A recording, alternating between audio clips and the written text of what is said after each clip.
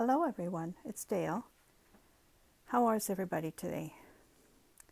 I thought I would take you on the other side of the bookcase. Usually when I'm doing my podcasts or the videos where you can see my face, I'm on the other side of that quilt. That's my two bookcases there.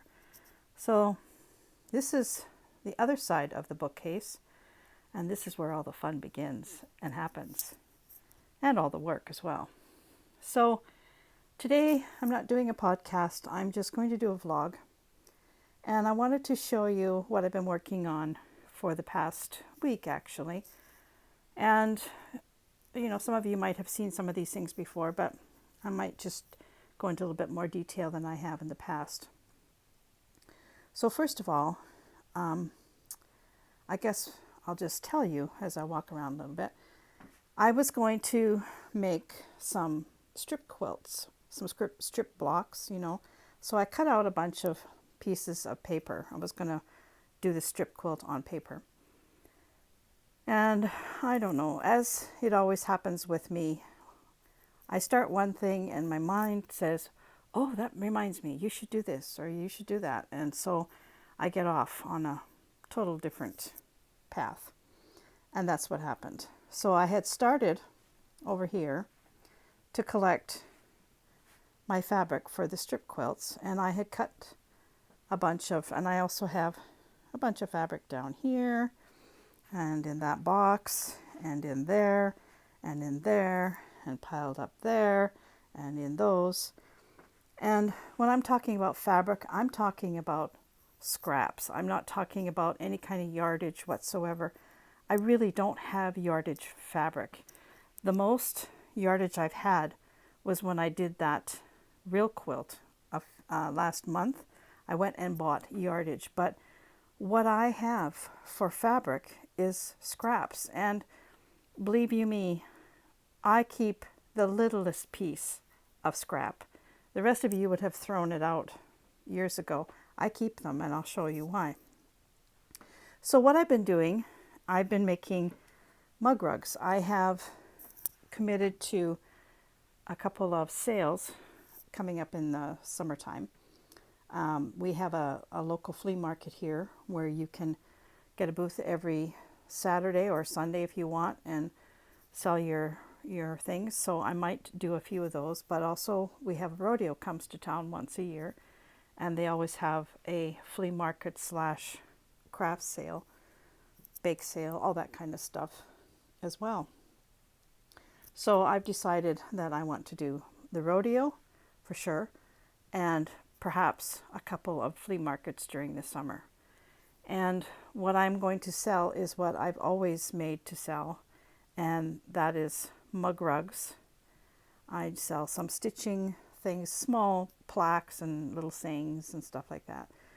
And I will also be selling my horses, the big 16 by 20 that I did, which look back on my last, I'm not sure if I showed the last video. I think I did. Anyway, if not, I'll make another video. And my big cows. So what I've been working on is mug rugs. And I'll just, how should I do this? I guess I'll just show you what I've cut out. So I make many different types of mug rugs, and most of them are either my own design or something that I've cut out of a coloring book and altered it to be my design. You know, I've taken parts off it and just used one part of it. Coloring books are great to make a pattern for something. If you're like me, I can draw, and I do draw a lot of my things, but sometimes I just can't draw it. If it's, you know, something that's really difficult, I can't draw it. I can draw basic shapes of people, like I'll show you, but there's some things that I just can't draw. So if you want to do different mug rugs, coloring books are great. And I have a stack of old coloring books from years and years, and I've cut them up into pieces. Mostly nobody's going to be coloring in my coloring books. I'm using them to make my own patterns. So some of the things that I've made, well, I'll show you. We'll start with these vintage campers. I'll show you one that's finished first of all. So here's a finished one. So you see it's just a little quilt.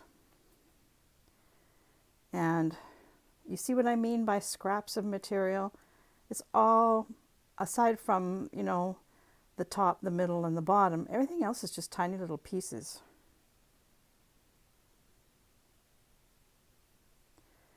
So when I make these, I try and make them as wild and crazy as I can, because I think that is what makes them so very nice. So I'll show you here now. That's a finished one. Now I can show you. So this is actually the biggest piece of fabric, this black with the flowers. And then this one, and then this one. And the rest is all just little tiny pieces of scraps. So I cut them all out first, like this. As you see, all the different pieces I've cut out. I'll show you the ones that I cut out this week. These still have to have, I have to do this part of the wheel. I haven't cut that out yet. So these are the ones that I have cut out this week. I'll show them to you. Again, just using leftover pieces of fabric. Here's one for a fisherman. Here's one, I'm fooling around with this one. It's going to be like shabby chic kind of thing. So once I get them all cut out, I find a scrap piece of, just a piece of cotton, just a, you know, an old sheet, anything. It doesn't matter because you're not going to see this part. And I start sticking them down. I use, oh gosh, it's gone. You can use a little dab of white glue. You can use glue sticks just to dab it on. Or I use heat and bond. And I just cut little pieces where just enough to adhere it to this so that I can take it to the machine and stitch around it. So once I have all my pieces done, and I lay all the pieces and stick them down, then I take it to the machine and I go around and I zigzag all around every piece. And then, as you see, it's on there, it's on here. So then what I do is I cut this around. I give myself about a 1/2 inch all the way around. Throw away this, or I keep it because you never know, I might need that little scrap. And I find whatever fabric I'm going to use for the back. So on this one, I just used a piece of black fabric. So then I sew it. I sew it all around. I usually like to do my hole here because this part is easiest to, you know, like you can't really close a hole on a corner. So I start here. Say I'd start about here, and I'd stitch this piece and my back right sides together. I go all the way around, and then I put the batting in, or I flip it around, turn it inside out, or turn it right side out, put the batting in, and then I quilt it. And then I close it at the end. And that's how I get my little shaped vintage camper. So that's what I have to do with all of these now. I'm going to be putting these all, sticking them down onto just a scrap piece of fabric. So that's the next step for these. So that's one of the designs. And this was a coloring book. It didn't have all the detail. I added that. I just used the coloring book to make my shape because I, for the life of me, could not draw this for some reason. So I have 2, 4, 6, 8. I'd like to have 12 by the time I'm finished. So at least I have a little bit of a stock. So that's the vintage campers. And to be honest with you, these are my best selling pieces. These will go before anything else pretty much. So then over here, I've been putting down, trucks. Same idea. These have a million little pieces as well. All this stuff is all individual pieces. Some of them have two pieces. This part is one and this part, and some of them is all. Like here's one. Oops, sorry. Here's one that I've split. Depending on the fabric, if I couldn't get a long enough piece for the truck, I split it. Because I'm actually gonna stitch along there anyway, so that you can define the truck box and the cab. So these ones all have to be put on a piece of fabric, but unlike the vintage campers, these ones will have more of a scene backing. So what I'll do is sort of along the lines of this. I'll have a green piece at the bottom, and I'll have a sky at the top, and my truck will be on the green piece, so that it'll look more like a scene. It won't be in the shape of a truck, it'll be on a square. It'll be a square mug rug.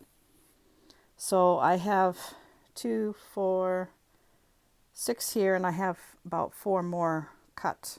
I just haven't had the space to lay them out. So the trucks will be done.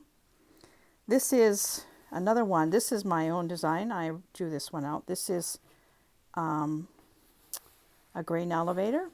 Where I live in the prairies, these used to be seen in every prairie town, and they are slowly all being demolished, because once they're no longer used, they become like a bomb. If they have grain still in them, the grain overheats and explodes and causes fires, so they are taking them down. Our town still has one, and I drew this one from a picture that I took of the one from our town. So here I've sewn 2 pieces of fabric together just so that I could make it look like it's sitting out in the prairie under the starry sky.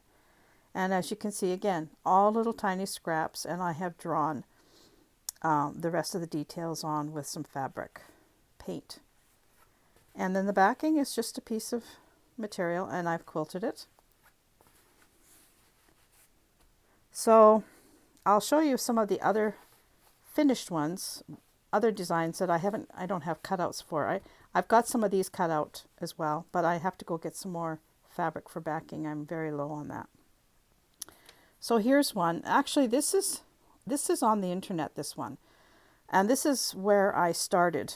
This is how I started doing mug rugs. I took this pattern off the internet, and I made a million of these and gave them away as gifts to everybody who drank tea. And I got hooked. I thought it was just so much fun. And that's when after that, I started doing my own thing. But this one, I can't tell you where it is on the internet, because I've had this pattern for a long, long time. But it is on the internet somewhere. So the mug rug, when I sell it, has a little verse that goes with it. This mini quilt was specially made to place your favorite brew, and if you have a special treat, there's room for 1 or 2. Use it like a placemat to keep your table clean, and when you are finished, no spills or crumbs are seen. And if by chance you make a mess, don't fret about the chore. Just toss it in the laundry load, and it will be good as new for sure. So I have this one that I do. I might make a few of these for the sales, but I'm predominantly thinking rodeo clientele and country clientele. I'll do a few of these for, if there's some ladies that want that, but the ones that I'm going to be mostly concentrating on are the more rustic ones. Here's another tea one, the teapot, button for the lid, cup steaming. This one has just a plain white backing on. And you can see I did the same thing. I used 2 pieces of fabric. I put a little piece of lace, and here's the table. I made it stick out just because I put some lace on. These ones here, I make these for teachers. So these are very well taken up by students at Christmas time and at the end of school years and things like that. So this is one, this would be for a girl teacher, a lady teacher. And this one is a coffee cup. I used the coffee cup from the from the bird one. Where did I put it? Here. I used this same coffee cup. I just changed it up. And I made a black board. This is my own thing. And I made an apple. And then maybe a little bit more masculine one here. And this one as well. This one I just used some old blue jeans and made it. So these are ones that do very well at Christmas time. I sell a lot of these at Christmas, the teacher ones. If I do a Christmas sale, I have quite a few of those sold. So I'm going to be making a lot more of these for my sales and trucks. And then we'll go over here. And these are the other ones that I'm really counting on getting done. And these are the horses. This one I've put on its first piece of fabric, and I'm going to put the backing and the batting inside and quilt it. But this is a horse head. I will add an eye here, and I will do a little bit of work with a pen here to show the mouth and the nose, but that's it. It's very simple. Quite pretty. This one I've stitched down, and I've cut out a whole bunch. So there's two different ones. Here's a couple here. For some reason the heads are coming a different way this time. This one is much like that other one. And this one I have to redo the mane. You see this part? I cut it off. So I have these horses to use the heat and bond on first to put everything together, and then I will put them on their final piece of fabric, and away I'll go. And then I have a pig. This is just a coloring book pig. I've got his eyes. I think I have to put a couple of dots and do something with a nose. I'm going to put a butterfly on the end of his nose. Haven't figured that out quite yet. And I have to do a curly tail, and the curly tail I'm going to just stitch with some embroidery thread. So that's a pig. Now this pig, okay, I'll tell you why I did a pig. So most of these mug rugs have come about because I wanted to give a gift to somebody and I wanted it to be different. For instance, these ones, I decided to make these, and I started these years ago because my best friend and her husband bought a camper and they were going camping, and I thought, oh, wouldn't it be cute if they had little coasters like this? So that's why I started making these. The pig I made because my nephew started raising potbelly pigs, and they kind of collect pig things, you know, because they've been raising these pigs for quite a while now. So I made this pig to send to him for Christmas. I actually never finished it, but I will one day still send him his pig, and he'll love it. So the other thing now, 2 years ago, I decided to do something totally different, and I designed what I call my Ladies of Summer.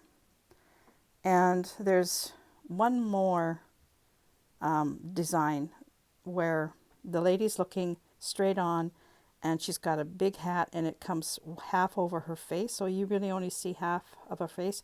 If I can find a picture of it, I'll try and pop it in here. If I can do it, I'm on my phone, I'm not on a camera, or on a computer, so we'll see if I can. But anyway, this one, I've just cut it out, and I've actually stuck it down now, so I'm going to be stitching it down and doing all the face things. This one is completely done, quilted and everything. I might add maybe a ribbon here with a flower, or maybe just a ribbon and let it dangle down a little bit here.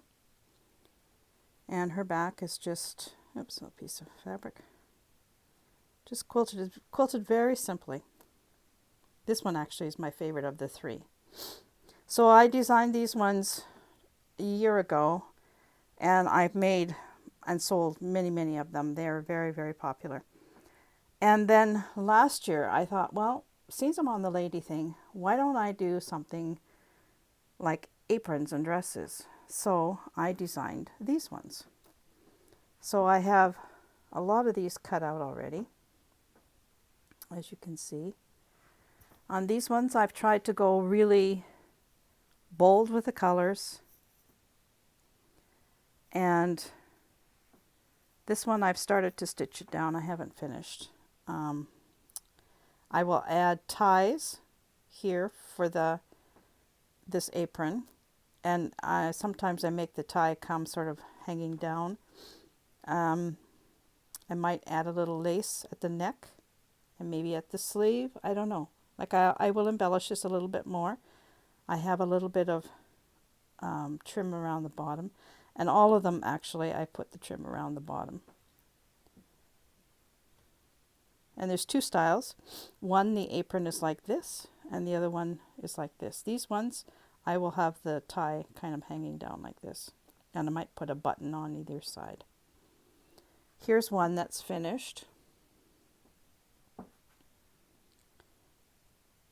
This one, her apron has a little bit of foo-foo on it. And then a couple more oddball ones that I have over here. Oh, this is one that should be over on the other side. This is one that I've just stuck down. I have to finish it. This here is a tent scene. You can't really see where the opening of the tent is, but I'm going to outline this with some yellow thread so you'll actually be able to see that the tent is open. And I'll put a little fire here. I've sold quite a few of these. These are very popular for campers and things like that. And then I have a dinosaur. Now this was also a coloring book image. And I have several of them. And I made these for my piano students. And he's stitched down, you can see. And I went very heavy on the stitching on this because it's so dark and I want it to stand out. I have to do his eyes and mouth still. So that is what I have been up to. And I have scraps of material everywhere. Look at the piles. I have scraps down here. And like I said before, it just takes tiny little pieces to do these. So if you're looking for a way to use up your scraps, this is actually a very good way to do it. I have a lot of these. I have to cut out a lot more of these. I just need some backing fabric. I have to go to the fabric shop and pick up some of this kind of backing fabric for the backs of things. And I'm going to be doing a lot of, like these ones look the best on more of a natural color. So that's what I've been up to. I haven't done any other stitching of any kind at all. Well, maybe I shouldn't say that. We'll go over to the other side of the bookcase. There's the bookcase that you've all seen before. So I have been doing a little bit of stitching. I'm doing this Lizzie Kate, Getting Old Isn't for Sissies, to go into my bathroom. We have renovated our bathroom, so I'm doing that one. And I've got a couple of other little projects. And there's my helper. She always has so much good advice for me. So I guess I'm going to wrap this up, and I'll try and find a picture of that other Lady of Summer that I have. My studio is a terrible mess, but you can't do this kind of thing where you're pulling little pieces of material. You can't do it and keep a clean surface. It's just not possible. You have to have piles of fabric and just make a mess. So I hope everybody enjoyed this. If you have lots of scraps, try your hand at a mug rug. People love them. You know, somebody said, oh, I wouldn't want to put my coffee cup on them. Well, they're washable, and they're just made of scraps. So, you know, it's not like you've invested a lot of money into something like this. So I'm going to let you go, and I'll talk to you again real soon. Take care, everybody. See you very soon. Bye for now.